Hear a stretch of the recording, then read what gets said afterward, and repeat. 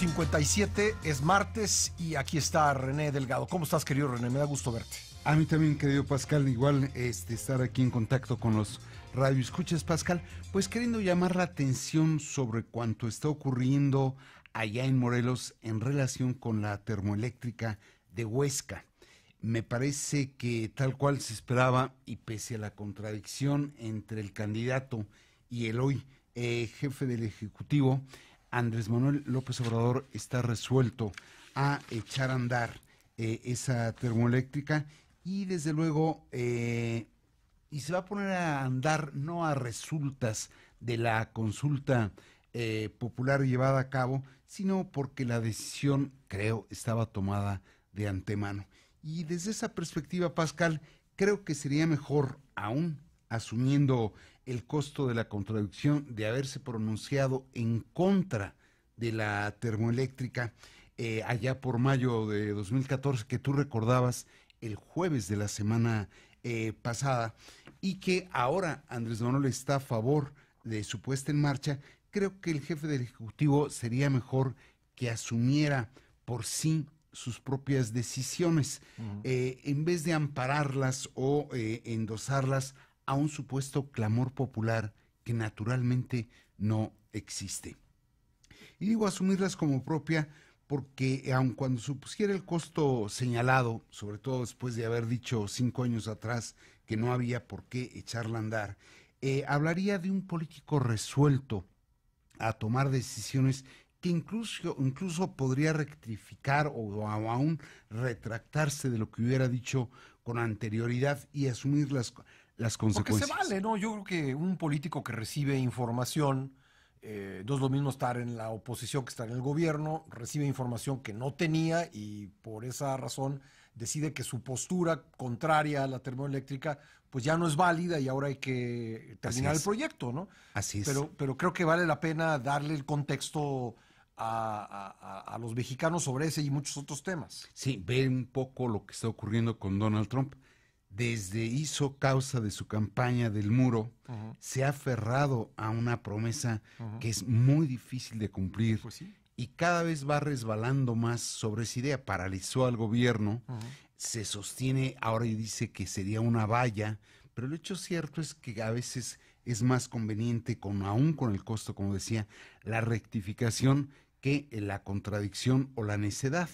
Y en ese sentido, Pascal, el mandatario justificaba el día de ayer la decisión de echar a andar esa planta sobre la base de que el 59.5% de quienes participaron en la consulta se pronunciaron a favor de la termoeléctrica y el 40.1% se pronunció en contra. Sin embargo, y aun cuando no es despreciable el hecho de que hayan participado 55,000, poco más, 55,715 personas, cuando uno no sabe cuál es el padrón total, realmente quizá lo que ganó fue el abstencionismo. 1,175,000 el padrón en Morelos. En Morelos. Porque habría que sacar los municipios. Tlaxcala, Puebla. Porque no es todo el estado de Tlaxcala ni todo el de Puebla, pero comparando Morelos con Morelos, votaron como 45,000 personas en Morelos, de un padrón de 1,175,000, es como el 3%. El 3%, y entonces pretender que es la mayoría de la minoría la que resuelve, como que no justifica el hecho. En ese sentido, creo que si bien se pudo tolerar la consulta popular en torno al aeropuerto de la Ciudad de México en Texcoco, por cuanto que todavía no era un gobierno constituido, creo que ese tipo de ejercicios, si no tienen estricto apego a derecho, terminan siendo una suerte de celada, donde si se participa malo y si se participa también, y creo que en ese sentido habría ya que verdaderamente comenzar a pensar en serio si las consultas populares no tienen que estar organizadas por la autoridad indicada para este propósito, que es naturalmente el Instituto Nacional Electoral. 3 razones por las cuales ya resultan inaceptables el ejercicio de la consulta sin que haya una autoridad legal de por medio. Uno, Pascal, porque si el gobierno es el que convoca, el que organiza, el que redacta la pregunta, fija las reglas, determina cuántos días debe durar esa consulta, y luego lleva a cabo el conteo, determina la validez del resultado y lo da a conocer. Bueno, es algo más que juez y parte, y tiene naturalmente un interés manifiesto en echar a andar la planta. 2, celebrar la consulta, Pascal, cuando días antes de ella se llevó a cabo el homicidio de uno de los principales opositores al proyecto, y a la fecha se desconoce cuál fue el motivo del asesinato, verdaderamente deja un mal sabor de boca. Se había dicho la Fiscalía de Morelos que había una cartulina que establecía claramente que desvinculaba el asesinato de Samir Flores de la consulta popular, pero lo cierto es que ahora dicen que se perdió esa cartulina, que tú dices, pero ¿cómo es el único elemento probatorio de la carpeta y lo perdieron? Y 3, Pascal, el delegado federal, es decir, Hugo Flores, pues está más metido en tratar de rescatar el registro de su partido, que es Encuentro Social, que metido en un asunto de la delicadeza, como lo es el malestar que está provocando la puesta en marcha o la no puesta en marcha de la termoeléctrica.